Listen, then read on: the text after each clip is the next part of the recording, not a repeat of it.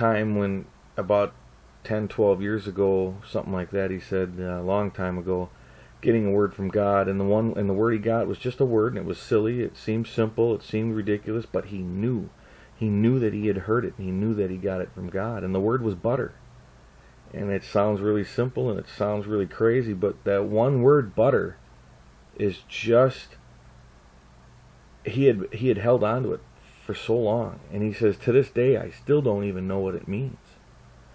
And he goes, I knew when it came in that I happened to be talking to a guy, he said, and I asked him, I said, does butter mean anything to you? And the guy said, no, it doesn't mean anything to me. And so this pastor held that word, and he was still holding on to it for all these years, and it had meant absolutely nothing to him. Well, when I got up, he introduced me about getting words and getting signs from God. I got up and I really had talked about a lot of the signs that I had gotten and some amazing things that God has told me about. He's also told me about a cross over the United States. And on this cross over the United States, there are points along the 93rd and 39th longitude and latitude. The 93rd longitude is north-south, running from Kettle River, Minnesota, down to Natchitoches, Louisiana, and there's the center point is in the center point of this cross is in Arrow Rock, Missouri, and it's pretty much right along the 93rd longitude line. There's a point in Austin, Minnesota, Kettle River, Minnesota, Hot Springs, Arkansas, and this Natchitoches, Louisiana. And then east-west, it's along the 39th latitude line, and that goes out to northern Kentucky, and then it goes out to Washington, D.C. And then east and west, the west line, it goes out to Grand Junction, Colorado, and then out to Point Arena, California. And how I was led to these points was all an amazing set of coincidences and circumstances, with signs and miracles popping up along the way. And I've driven to all of those points. Over 20-some thousand miles I've driven to go and visit those points on the cross. And so I was telling people about that, and then I started telling them about the New Orleans thing, and then the Dallas signs. And I said, I can't confirm whether or not that something's going to happen at the Super Bowl, but I think it's a possibility. I mean, Dallas is hosting that. It's coming up in a few months. It's a pretty big event. It's a popular terrorist, probably. It would be a popular terrorist target. And so I just told everybody, I basically said, Dallas needs prayer. I said, I really can't confirm when. I don't know how. I don't know if this is a nuclear thing or if it's a conventional missile.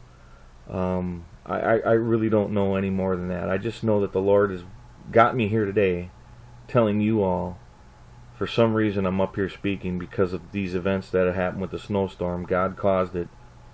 So instead of Joe Jackson speaking today, here I am. And I was just basically torn up. I started crying. My heart was pouring out for Dallas. And I was just telling everybody, please pray for Dallas. And one lady came up to me after that, and she said that what the Lord had put on her part was to pray that the plot be exposed, and so that it wouldn't happen. And obviously that would be the best hopeful thing, because you don't want to go through a nuclear strike on a major city in the United States. It would just be, oh my gosh, you couldn't even go in and help the folks. There would be so much radiation fallout. It would just, honestly, it was, so the whole church, it got really serious inside the church, and I'm crying. I can't even compose myself anymore. I give this microphone to the pastor, and he starts talking about when he was setting up to do all this stuff, and they were bringing food over, and then they were going to watch the game after with Joe Jackson. that he said earlier when he was bringing the food over, he had forgotten one thing, and he forgot butter. And his wife told him, we forgot butter. Go back to the house and get butter." And so when he said that, as he's talking to us, it kind of hits him like a brick, and he's like, "Oh my gosh, butter, butter!" And he starts crying, like it just hit him. He said he didn't realize it until it came out of his own mouth at that very second of what it meant. Well, he went back to the house to get butter, and when he went back there, he realized, the Vikings game got canceled because the dome collapsed because of the snow, that he needed to get something else to put on the screen for people to watch, and he wanted something football related. So he was digging around. The only thing that he could find was a Super Bowl CD that he had recorded the year before. So out of his pocket, he pulls out a DVD, and the DVD said Super Bowl on it. And I just went, wow. Now that's a coincidence. I had been praying about a signifier. Does it have anything to do with the Super Bowl? And this whole butter thing happens, and he starts crying, and the Lord convicts him, and everybody was like, there's the butter that he's been holding for 10, 12 years, and it all signified and pointed out to the dome collapsing is why he needed it, and the Super Bowl. And so now we're going, oh my goodness, something is really up here. We're really expecting something to happen at the Super Bowl. Well, now here's basically where I left it, and everybody's praying. I'm passing this out. I'm telling everybody I know. I even tell people. Joe Jackson comes back January 30th, which is the week before, and he does his presentation, and that was during the Pro Bowl game.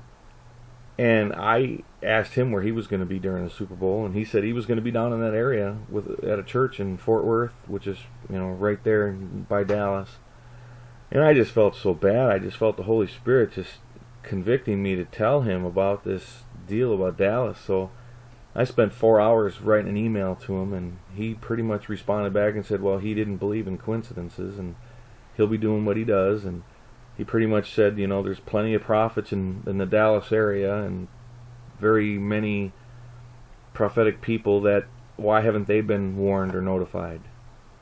And so he said, I'm sorry, I feel your heart and everything like that, and if you really do believe that, make sure you contact and tell everybody you can, I guess, is what he did. And I did, and I put stuff on YouTube, and I've told everybody I can. I sent an email to the governor's office of Texas. I mean, that's how firmly I believe in something bad happening to Dallas.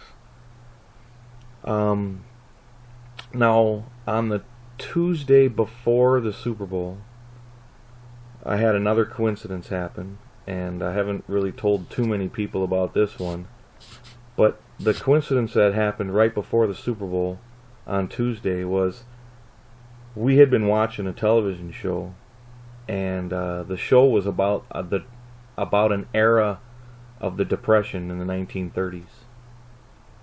And in this show, we had it recorded on DVR, because we had recorded it probably a week prior, and it showed this Depression era setting of a town and the struggles going through the Depression. And this lady happened to be overworking herself and overexhausting herself and just working. Overexhaustion. She was getting sick, but she needed to get the money to help get her kids back and all this stuff, and she was really working hard. And all of a sudden, just getting up to go to work again, and she's pushing herself, and she just stands up and she just falls out, collapses and passes out from overexhaustion, and wakes up and she's in the hospital. Didn't think anything miraculous at that time, because that was part of the show and we understood what we were watching. Well, President Obama was going to speak. We got done watching that at about 7:30, and President Obama was going to come on and do address the nation. I guess it's his yearly address to the nation, the State of the Union address, and I think that was Tuesday, and it was 8 o'clock that he was coming on. So we had finished watching this taped program called "Wind at My Back." It's a Canadian series, and it's an old show that we were just watching reruns of it, but we had them taped. And so it ended at 7:30. We got done watching this, and so I told my wife to pick something on the TV to watch for the next half an hour until President Obama was going to get on and speak. And she pulls up the guide, and she's going through the menu of everything, and she goes, "I don't know, how about the Waltons?" And I'm like, "Yeah, that sounds fine." I haven't watched the Waltons in years, and so we pull up the Waltons television show, and the Waltons is another show. It happens to be about a Depression age, a 1930s show, and in that show, Jason was a young man now, and he's starting to go off on his own and get a job, and he was overworking, going crazy, this and that, and he was overworking, he was getting sick, and he was abusing his body, and it was work, and he just got overexhausted and sick and pushed his body too much, and just like that, just fell out in the middle of the show. And I'm just kind of like going, whoa, what are the odds we just watched two shows back to back, twice and consecutively, about people in the Depression era overworking, overexhausting themselves, and falling out. And I'm like, whoa, that's a coincidence. Because there's no way we would have ever watched those two shows back to back like that. We never watched the Waltons. And to have that one show taped and to watch it consecutively like this was just, it's a coincidence. You can't even make this stuff up. So that was a sign. And what does it mean? Like I said, I just think it's almost like a symbol, or it's symbolic of what's to come. It's all I can think of. And also a warning to watch it, to not overwork yourself, and to take care of yourself even during a time where you have to work. Take care of yourself. Don't overexhaust yourself in case of a time where you have to work hard. Watch it so you don't get sick and pass out from overexhaustion. That's pretty much what I took it to mean anyway. And I'm thinking, wow, that is just amazing how that happened. Well, now, the night before the Super Bowl, Saturday night, I'm getting pretty nervous. I'm getting pretty anxious, and I have another coincidence happen, and it's just kind of interesting, but it's a coincidence nonetheless.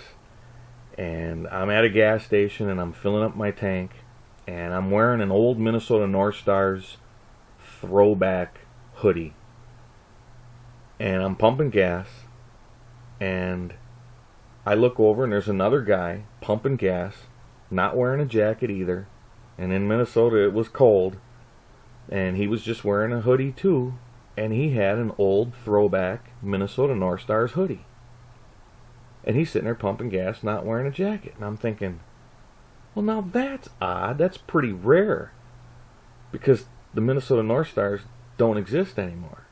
To have two throwback hoodies